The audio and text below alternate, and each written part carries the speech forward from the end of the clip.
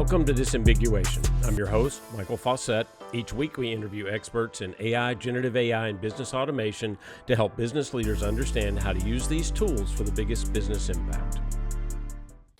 In our show today, we look at Infotech's Tech Trends 2025 report, and I'm joined by Brian Jackson, Principal Research Director, Infotech Research Group. Brian, welcome. Thanks so much, Michael. So to get started, could you just give us a quick introduction and then tell us a little about your role at Infotech and a little about Infotech? For sure. Yeah, I'm Brian Jackson, Principal Research Director at Infotech Research Group. Infotech is based in Toronto, a research and advisory firm focused on IT, serving CIOs and other IT leaders. Not only does Infotech, though, help you set your IT strategy, we'll actually tell you how to execute on it. We've got the technical analysts, we've got the hands-on people. We'll come in and run a workshop and show you how your people can run better IT projects and execute on every item on your roadmap. And for myself, I've been at Infotech for 5 years now, developing the Tech Trends report. So since 2020, I've been working on looking at emerging technology and its implications for organizations around the world, thinking about how IT leaders can contend with that. And before I joined Infotech, I was a journalist that covered IT. I led an editorial department at IT World Canada, and that's really where I learned about the IT world and had a lot of opportunities to travel to vendor conferences, interview CIOs, and learn about how they view the world. So that's me. Great. And actually that's how we first met as well. So That's right. so I'm excited to jump into the report. A lot of really interesting things in there, but obviously we're going to try to keep this focus mostly around AI, although you did have some other trends and I think actually we'll hit on maybe one or two others as we go through this, but AI focused podcast. So I'm going to jump in there. And I'm really curious about this one theme that I saw through the report that you called simulated futures. Can you explain a Yeah. little bit more about what that means and how CIOs can transition from record keeper to forecaster, especially in this AI context? Great. Yeah, I'd love to talk about that. So the first thing you should know is when I approach my trends every year, I want to look at the external market, what's different in the world, what are the implications for organizations, and I'm looking at scenarios in the context of what are the opportunities for organizations, and also what are the risks that we have to mitigate. And I think there's a tendency in IT to think more in that governance, risk, and compliance sort of mindset, right? And it's a really important role that IT plays. Is we often put in place the safeguards that stop our own organizations from shooting themselves in the foot, right? But we have to keep in mind that as we protect our users, as we provide the security and the guardrails that they need, we also need to enable them. We need to make sure that we're providing the organization value. And really, these technology tools that we're working with are here to seize new opportunities, create new business models. And I think there's an unprecedented opportunity at hand for CIOs right now, where we look at the chief information officer, and you think about the legacy systems that we used to deal with in the ERP and the CRM, and it used to be about what happened, right? What's the record of information related to the organization? And even getting a grip on that is incredibly helpful and useful. But organizations are evolving and the world is changing more quickly. So, in this new environment, we need to not only report in real time, but make predictions about the future, help the organization set its strategy by being able to examine different probable scenarios and looking at different outcomes that are possible, right? So, we really have to shift from that proactive to that proactive mindset, from one that is a little bit dated in terms of just being able to help with completing the audits. Yeah, I love that idea, and I think it's interesting through the years the role of the CIO evolved, and I think early in the 2000s, late 99s, even it was seen as a more business strategy aligned role, but at some point it has sort of moved more into this governance compliance role, and now with the change in technology, happening so rapidly, it really is key to have that IT strategy aligned with the business strategy and have one support the other and even enable the other. So I think that's a great idea. And this idea of, of simulations, I talked about this a few times over this last year around digital twins and the idea of simulated organizations and what you could do with that technology. So I think, applying that in this context is really an excellent move, and I think something that CIOs are going to have to really get aligned to. So that's great. Yeah. Uh, the report also talks about generative AI, probably no surprise to Hmm. anybody, since that's Hmm. mostly what we've talked about for the last 2 years.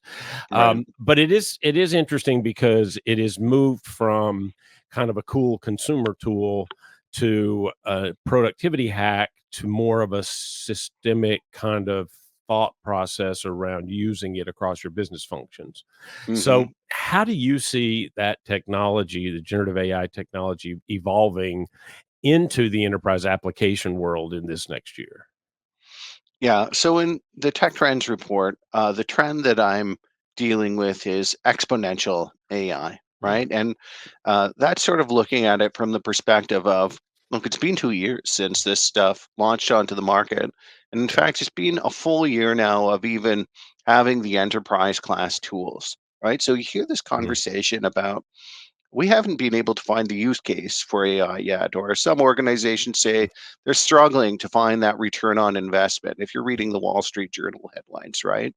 yeah, So in this trend, I'm acknowledging that look, AI is being integrated into everything we do in the organization. Just about every different business process could be uh, integrated with mm, AI and affected by it, right? And you see all the vendors doing this, right? If you deal with the mm, Salesforce of the world, the SAPs, yep, the ServiceNows, Microsoft, of course, they have these large language yep, models in their products. So the question is not just how do I adopt AI and turn on Copilot or start mhm, using Chat GPT, right? Everybody's doing that. That's the floor now, right? This is stuff right, is commodity level. You have to get onto expert AI models, and you have to be able to pre-train models at least on industry level information, right? Or better yet, mhm, organization level information so that it can solve the really hard niche problems that your organization needs to solve. So it can mhm, take actions and automate in the processes that you really have on hand. And what we see is that more mature IT departments, Michael, they're a lot more positive and expect to deliver a lot more value out of their AI deployments than the average IT department, right? So, mhm, the average IT department, they're still investing in AI, but they expect to get maybe incremental value out of those investments. The more mature, mhm, sophisticated departments that have been through deployments, have got through a couple of waves of digital transformation, they're expecting exponential return mhm. on their investments with AI. So that shows you the difference in mindset here. And I think showcases that ability to wrangle your data and feed it into AI in a way that's really going to differentiate you and give you Mm. that advantage. Yeah, I think that's really interesting, and you hit on what I do think is the evolution of generative AI, and that is that this move in business at least to embed it inside of all of your enterprise applications, and there's so many different ways that that can function to help improve the business process, not just increase productivity, but perhaps add to the bottom line or add to the top line. So I think that's great, and the idea of exponential growth or exponential AI, I think it's an interesting driver of value, and you guys talk about that a lot in the report. So let's tie that back to kind of what the CIOs are dealing with, though. So what are the main challenges that companies face, as they're trying to integrate and scale their AI effectively? Yeah, and there's a lot of challenges. This is a totally new architecture that we have to deal with in IT, right? It's not software, it's not applications in the traditional sense, and it's, of course, it's not just data either, right? It's something Right. in between those two things. So when we were investigating this question of what are the challenges and what really matters in terms of IT leaders wanting to deploy this and put in the right controls for their organizations. So we asked, what are the most important factors to you when you're evaluating generative AI solutions?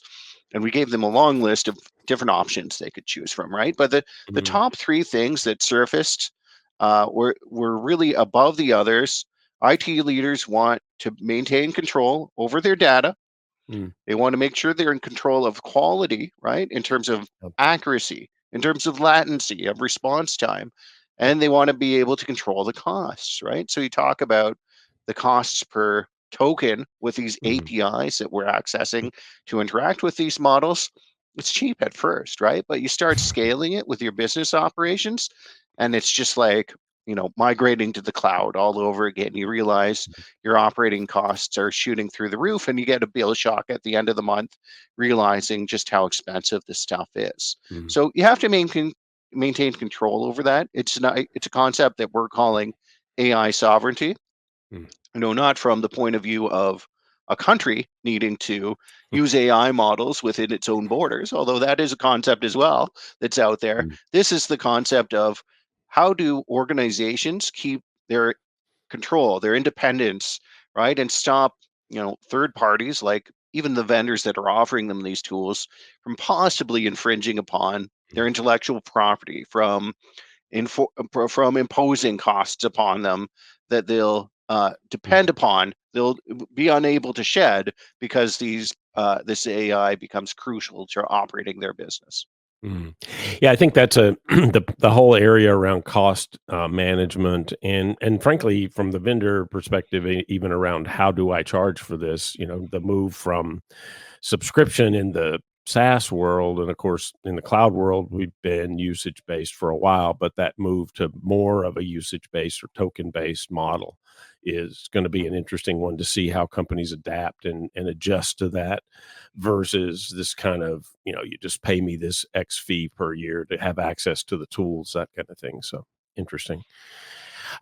So you mentioned this idea of AI sovereignty, and I think Hmm. that's a really interesting one. Let's explore that just a little. So, Yeah. how critical do you think it is for organizations that they maintain this control? And then where do you see the risk, and what are the strategies that they could use to ensure that they do have this idea of AI sovereignty?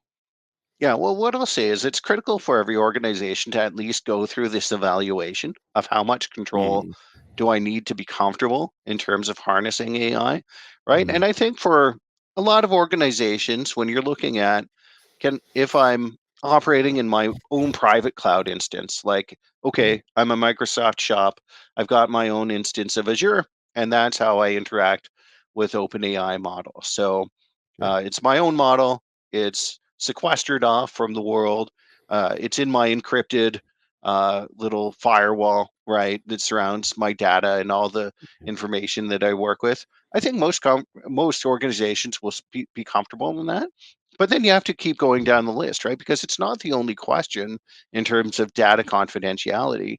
Then you have to ask, is this the quality that I need, right? And depending on what your organization does, 99% accuracy may not be good enough, right? If you're performing mm, brain surgery, you sort of need it to be perfect every time, yeah. just as an analogy there.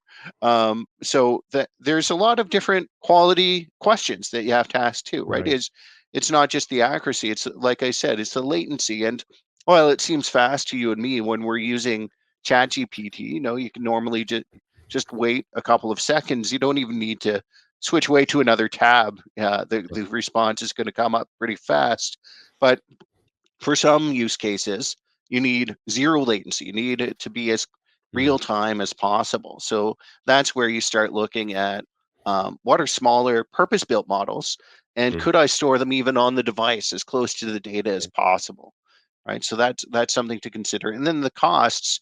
The great thing about the commoditization of these models, Michael, is there's so many different models to choose from. Yeah. There's a lot of competition between vendors, suppliers of these large language models. It's driving down the costs. And you see even OpenAI, right? They had GPT-4, pretty expensive model to use, but then they come out a few months later, they release 4.0, which is just as good, even better in some ways, from what Mhm. I understand, on a quality level, and it's much, much cheaper. So Right. you can use that large language model in your application.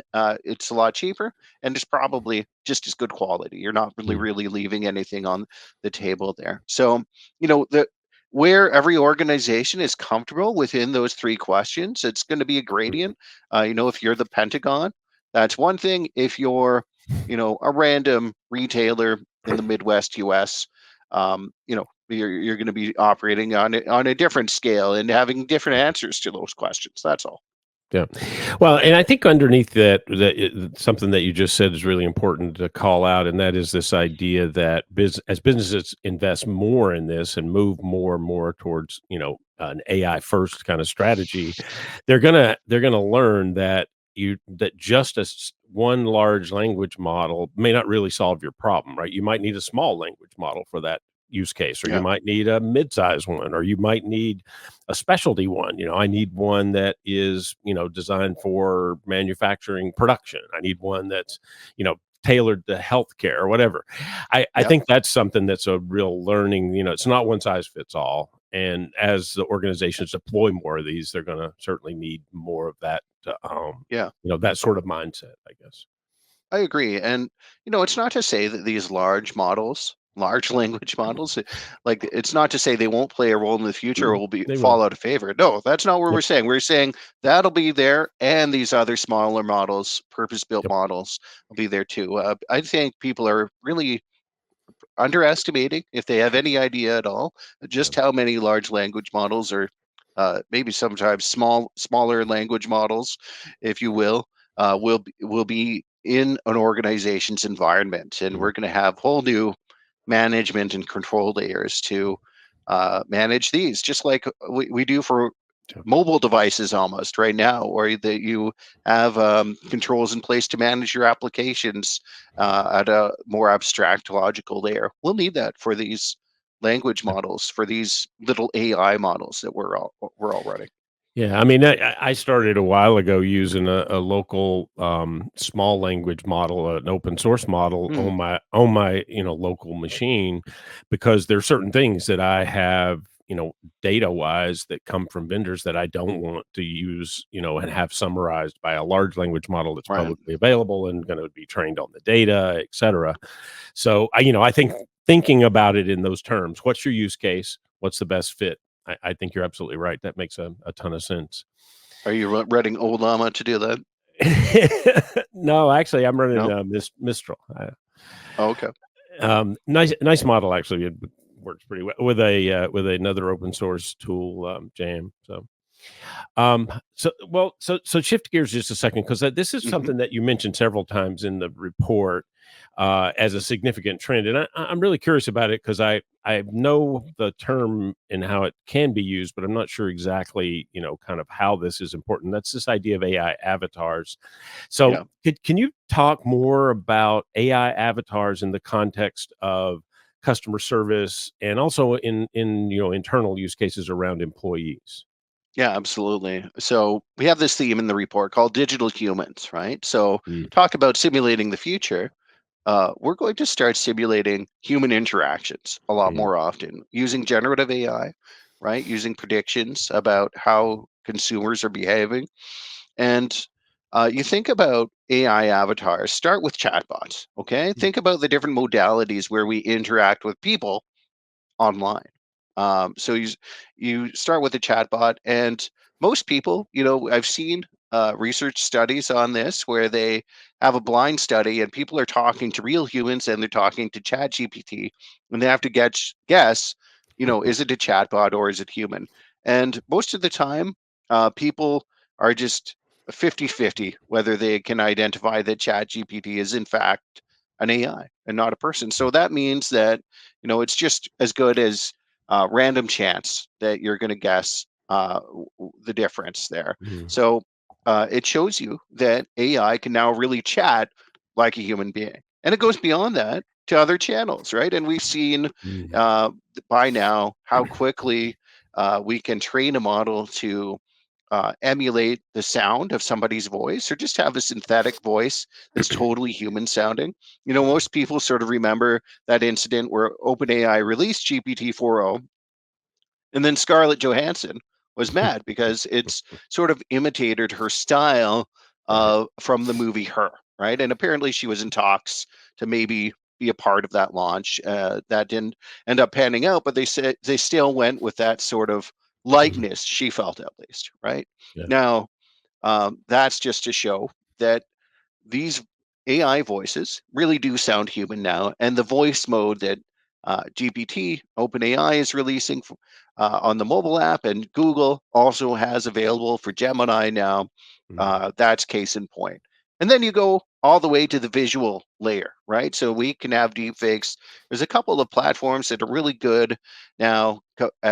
They've commercialized deepfakes. So you go on to HeyGen, or mm. another one is called Synthesia, for example.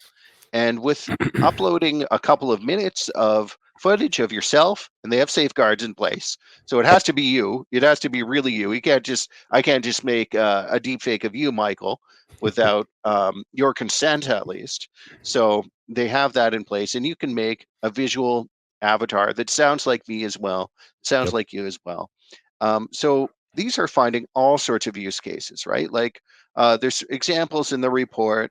You go to the Dallas Fort Worth airport, you can walk up to a kiosk, you're talking to an AI avatar that's giving you directions to Mhm. Starbucks or to the right gate, right? Yep. There's banks that have deployed these avatars. They talk to people on social media, they talk to people at ATMs, etc. Um, the voice use cases are very numerous, right? There's a Yeah. whole new industry, Michael. Look at voices.com. They've Mm, got, a capability for their voiceover actors, right? Voiceover talents that are reading scripts for commercials or entertainment products, maybe audiobooks. They can train a model, an AI model, to sound just like them, right? And then they mhm. have the option to license that to their customers, and they say, okay, I don't have time. I'm too busy maybe to Yeah. do this job, but if you want, you can hire my voice, my AI voice clone, and it'll do the job for you. It'll read your script for you, and maybe you're happy with that, right? So it's a whole new world. Talk about force multiplying there. I guess that's a way to replicate yourself and earn more. That's a pretty good idea. Yeah, pretty compelling. Synthesia, I really like. I admit I've used it several times, and I use it just for explainer videos on my site. And I actually got in an argument with somebody not long ago. I showed them one of the videos, and they're like, "Well, who did you hire to do that?" I'm like, "No, that's an avatar. Like Right, they're interactive avatars right off of the site. It's not one of me, it's just one of theirs that I right. used, but they look very, very realistic and sound much more realistic than before. I did a survey for a client last summer and, talking about people and chatbots. And it's funny in that survey, if you ask people straight out, do you want to talk to a chatbot? Well, they're always going to say no. Like that's just Yeah. almost guaranteed, right? Mhm. But if you talk through the scenario a bit more and you lay it out into more of this, either how many times have you interacted with something that you think is a chatbot that resolved your issue, you'll see that's pretty high. But the other one I thought was interesting is that if you change it to a hybrid discussion, so would you be willing to interact with a chatbot? But if the chatbot can't solve your problem, then you would immediately be shifted to a human. It's a much, much higher percentage of people that were Right. more comfortable dealing in that model. And I think that's sort of at least for now, the way that I see that whole customer service paradigm evolve is this hybrid kind of a use case. So that Hmm. makes a ton of sense to me, and I think the avatars are very interesting in a bunch of different ways. Although, as you say, we do have to manage the deep fake problem, and Yeah. I know you mentioned that a few times in the report. So I'm curious, since we've kind of gone to this part of it, what do you think organizations can do to, combat deep fakes and the use of deep fakes? Exactly. Yeah, it's great that we have these AI avatars to deploy for legitimate business purposes, but as with everything, we now know that bad guys are going to use these Right. deepfakes as well. And in fact, the risk is so acute, Michael, that the World Economic Forum, they're rating um, the risk of misinformation and disinformation as the greatest global threat for the next 2 years. So Yeah. think about everything that's happening in the world. You're thinking about war, you're thinking about climate change. But no, the worst threat, the most harmful risk is misinformation. And these Yeah. sort of AI tools and deepfakes that are so realistic that can be easily generated with these open source AI programs that anyone can get their hands on. They're getting better every day. And it's already at the point where we've seen examples. Like the story that everybody seems to remember is that poor employee in Hong Kong worked for a British architectural and engineering firm, and he ended up wiring $25 million to the wrong bank account because his CFO called him on Zoom and told him to do it. Turns Yeah. out it was a deepfake. It wasn't really the CFO, and in fact, there were even other employees there deepfaked on the same call. So it was Mm. very convincing. So how do we defend against this? Right? When we Yeah. asked our survey respondents, they sort of said, well, we'll do it the same way we've always defended against phishing, right? We'll train employees, we'll tell them that these deep fakes are out there and that to be aware of them. So that's good. You should do that. Mm. Another thing people point to is multi-factor authentication. Okay, Mhm. so you can protect the channels that you expect to use to communicate with your executives by making them sign in with multi-factor authentication, right? So if I'm on my corporate teams, right, and my CEO calls me there, I can sort of be um, more secure in knowing that it's probably my CEO because Mm. it's hard to log on to my corporate teams through that channel, right, without that Yeah. MFA authentication. But you know what? That's not going to do it, right? That we're going to need new solutions, and there's people working on this. We're talking about AI watermarking, right? Mm. Which is okay. We create a AI generated content.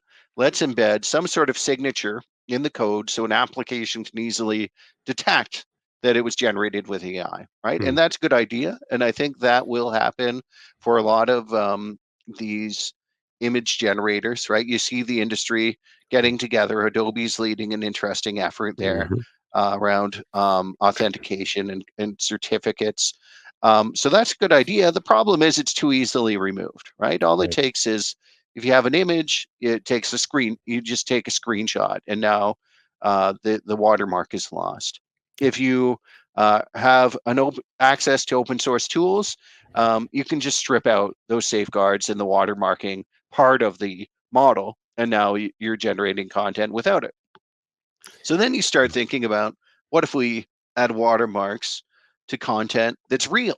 Okay, so this is something that's going to happen too. All Mm. right, so the White House, for example, they say that they're going to start cryptographically signing all the content they release. So if you see Yeah. the White House release a video of the president on their official channels, you can know and verify that it really comes from them. Right now, it only verifies the source. What the president? We can't verify whether the president's telling the truth or not. That's a different question, right?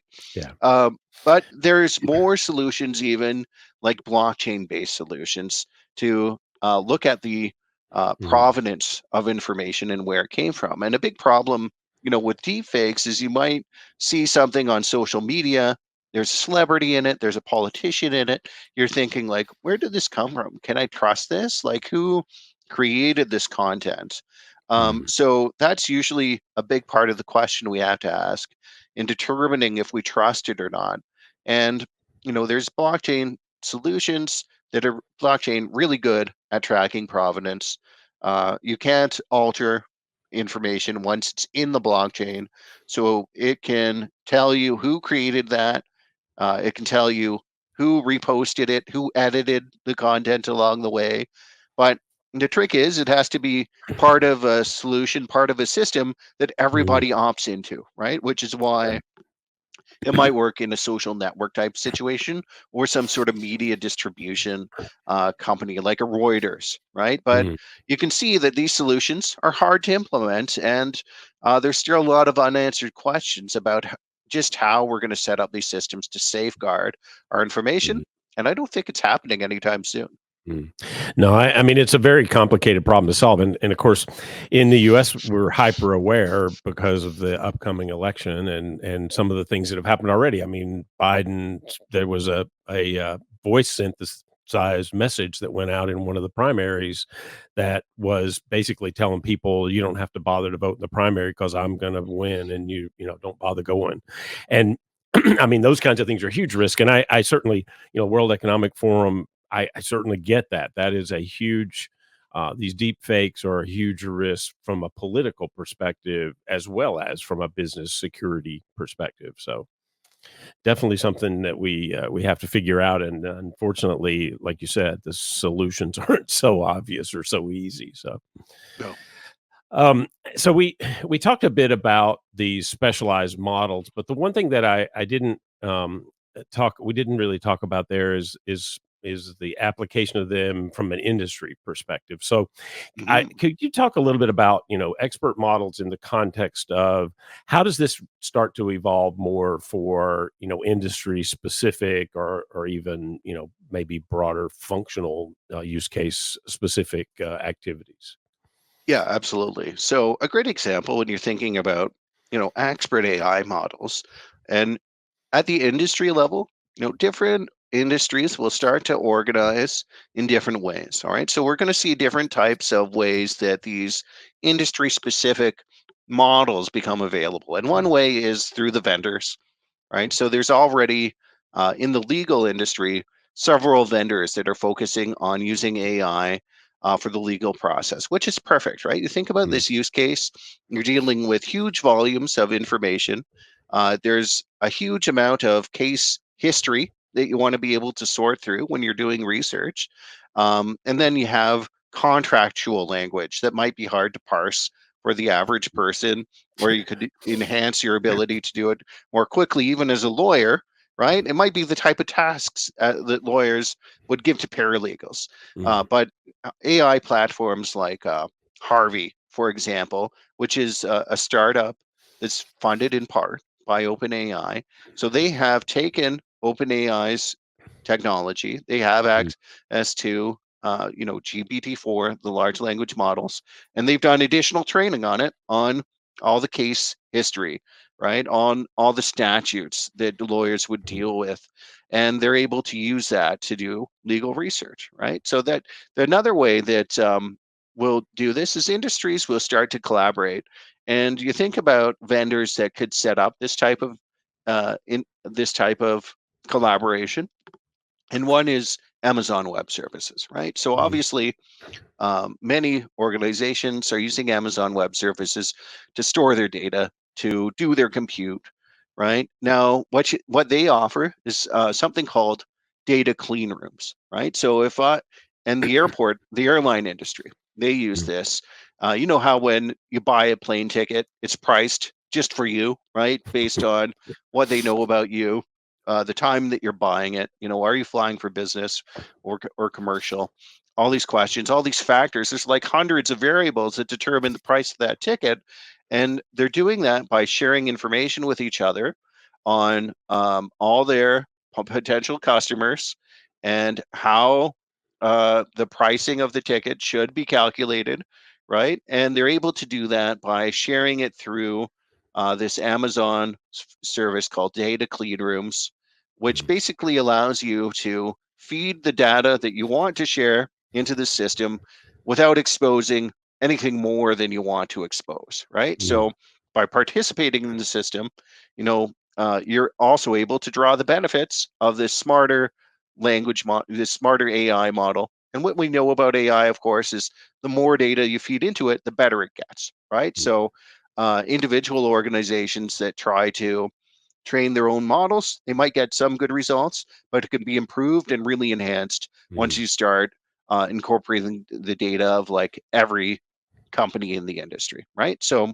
here's another pathway for these industry models to be organized.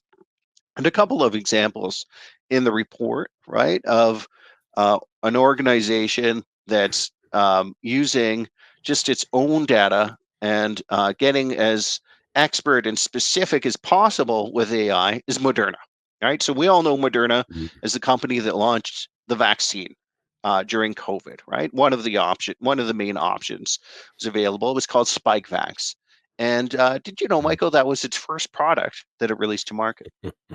I didn't know that actually. Yeah, That's very interesting. yeah, it was surprising to me too, right? But Yeah. they're getting more ambitious now, and they plan over the next 5 years to launch 15 new products, Wow. right? So we're talking about big scale for a pharmaceutical company here to go Mhm. from launching one product to suddenly launching 15. And what they did is they uh, rolled out Chat GPT Enterprise to every employee that works in the Hmm. organization, and they encouraged them to create their own chatbots with it, right? Mhm. Just like we Yep. can, if you pay for Chat GPT, you can go and make a custom GPT with your own data, upload your files, give it instructions, and so on. Right. So that's what they're doing. And a couple examples of things they've made so far. One item is called Dose ID. So with Dose ID, it goes through Moderna's vast research that they've done, their scientific papers, all their experiments, and it's making recommendations about the amount of the dose, right? So you have that Mhm. vaccine, maybe. The question is, well, how much of the active ingredient goes into every shot? So researchers can pour through the data, they can visualize it, and they can see how it came up with that sort of recommendation. Mhm. And then in the legal department, again, they have a contract companion, right? So they're uploading their new contracts, you're reviewing them, they're adding in clauses, it's saving them time from trying to figure out, are we ready to sign this contract? Mhm. So incredible results, incredible ways to accelerate uh, product innovation and getting to market. Mhm. I mean, in this case too, pharma, particularly the drug pipeline used to be extremely long. So it's really interesting to hear how much that's compressing. I interviewed a founder of a startup earlier this year that is focused on pharma. It's called Nyquist AI, and what they're doing, I think, is really interesting in just taking all that massive amount of data that's available and making it usable, queryable to the pharma companies. So it sounds like it is really having a big impact on their product pipeline and really helping them get to market much faster. So that's exciting. I know. Yeah, and it's not just Moderna, right? With another Mm. example in the report is Mars, the candy company, and they're shortening their product innovation cycles too. And they're even applying generative AI to their marketing, optimizing the assets that they use and personalizing them for the customers and improving things like click-through rates, right? Yeah. So when people are saying, "Well, we haven't found the use case for AI, will we get the return on investment?" I'll tell you, they just haven't tried hard enough or they haven't customized it well enough to their business process. Yeah. That's the problem. Yeah, makes sense.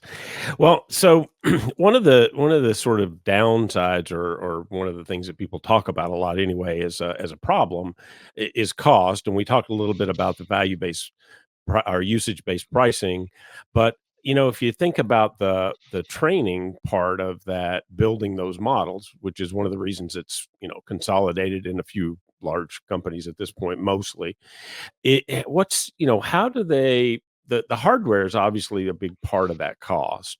So how can companies plan their investments so they can stay ahead of the curve and manage the cost but not eliminate the opportunity for innovation? Yeah, what's interesting about the investment is that AI has become, one of the highest net new investments that our organizations have made in the technology in recent memory, right? So Mm. the way we look at it is we look at a quadrant, right? And in one of our quadrants, we have those transformational technologies with cloud and cybersecurity the things that we've spent a lot of money on previously, and Right. we continue to invest in at high rates and continue to grow our investments in. So Mm, those are the transformational technologies that we're dealing with in organizations and deploying all the time. mm, And so far, the last couple of years, and this year too, AI is in that emerging category where we just haven't had that much previous investment in it. But now it's accelerating so much, right? Everybody is investing into mm, AI that by 2026, I'm predicting that it will enter into that transformational category, right? So mm. the investment is there, right? The level of interest is there. And I think the question now is just managing that in a way that you see the return on investment. Right. And the organizations that are successful at it, they have good innovation programs. They have a formalized structure so that they know how to manage the ideation, handle the prototyping and the pilot phase, and then scale it up when appropriate. So one retailer that I talked to, they identified a generative AI use case, and they went through this ideation process. They identified the minimum viable business case that they would test this with and deploy, Mm, and they came up with a chatbot that would help sell tires. Okay, and tires, they're actually sort of hard to buy. If you yeah. every time you need them for your car, you sort of have to remind yourself, oh, what did all the different numbers mean again? What do I need? Mhm, Seasonal tires. um, it's tough. So a chatbot is a great way to just tell somebody exactly what they need for their car. And that was mm, a success for this retailer. And then once they got that done, they went back and looked at their other ideas that were in the funnel for AI. And they said, now that we've got one successful use case, let's try these two. And mm, we think these ideas are worth pursuing now. So I think that what happens is once you prove it out once with the emerging technology, you understand the capabilities better and you feel more comfortable about it, and mhm. you'll try it in other areas. So in 2025, I expect a lot of organizations will see this sort of process where they get one win and then suddenly the floodgates open up and you're making deployments in multiple business areas. Mm. Yeah, interesting. Well, so one of the things in the report, and this is, we've talked about AI quite a bit, and that's obviously the subject that I'm most excited about with this podcast. Hmm. But the other thing that I thought was that really jumped out at me that companies need to be aware of and thinking about is, this idea that the regulatory requirements around quantum computing or post quantum cryptography, it's starting to change and come into effect over the next year or so, I guess.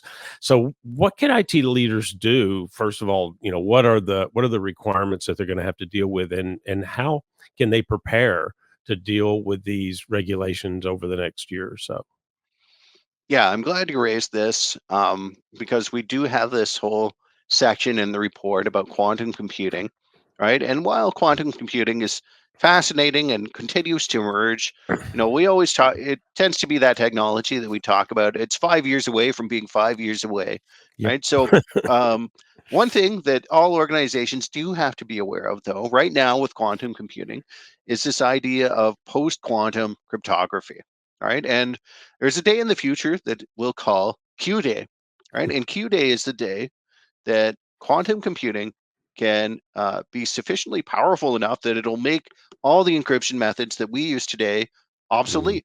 It'll be able to crack through RSA encryption. So we're talking about encryption that we use to do bank transactions, that our governments use to mm, keep all of our information secure.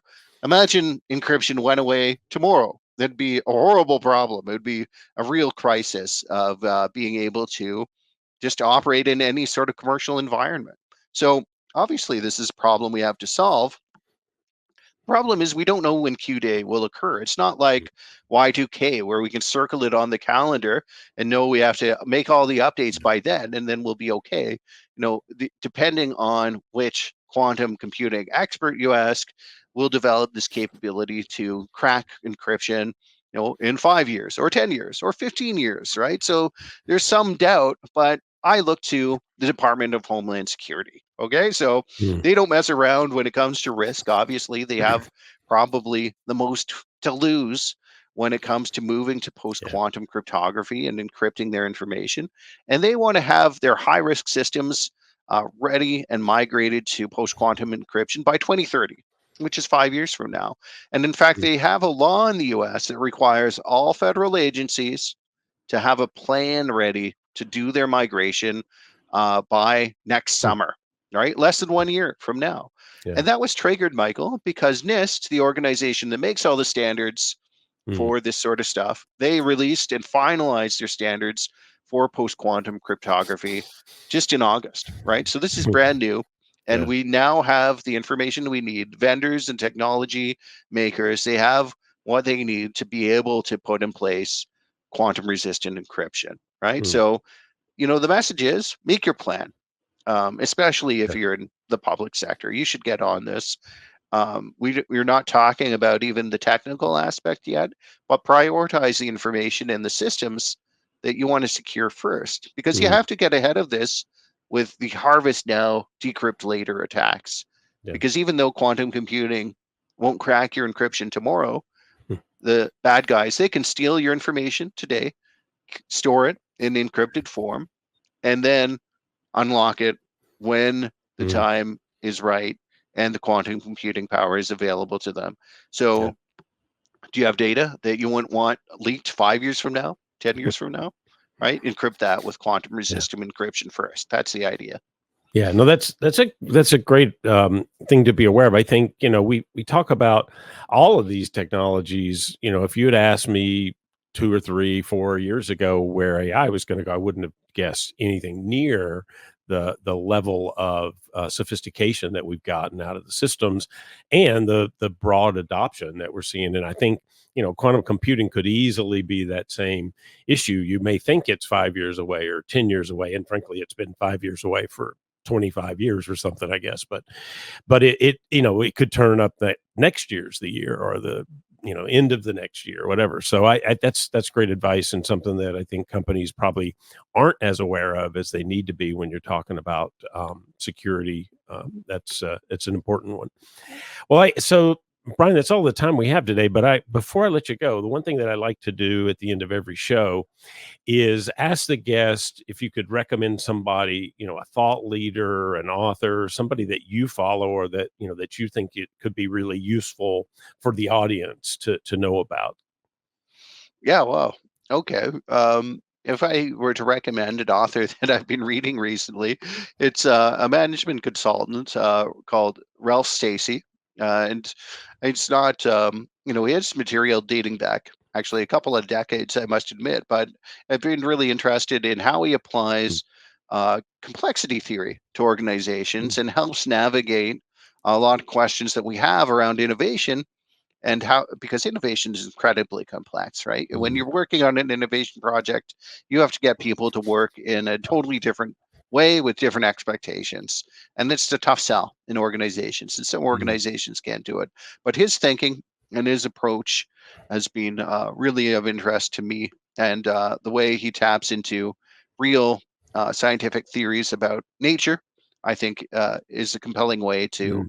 try and solve this problem at an organizational level. So that's Ralph Stacey. Ralph Stacey, excellent. Yeah, thank you. That's great. So, Brian, thanks for taking us through the report, at least through some of the findings, and certainly if people want to take a look at that report, you can go to the Infotech site. I would assume you guys have a way to get there from there. So definitely take a look at the report. There's a lot more stuff in there, and I spent a good bit of time taking that apart. So really interesting stuff. So, Brian, thanks so much for joining today. Thank you, Michael, for having me. It was a pleasure. And that's the show for this week. Thank you all for joining. Remember to hit that subscribe button. If you enjoyed the show, please leave us a 5-star rating on YouTube or your favorite podcast platform to help others find the show. For more on AI and other software research reports, briefs, and blog posts, check out arionresearch.com.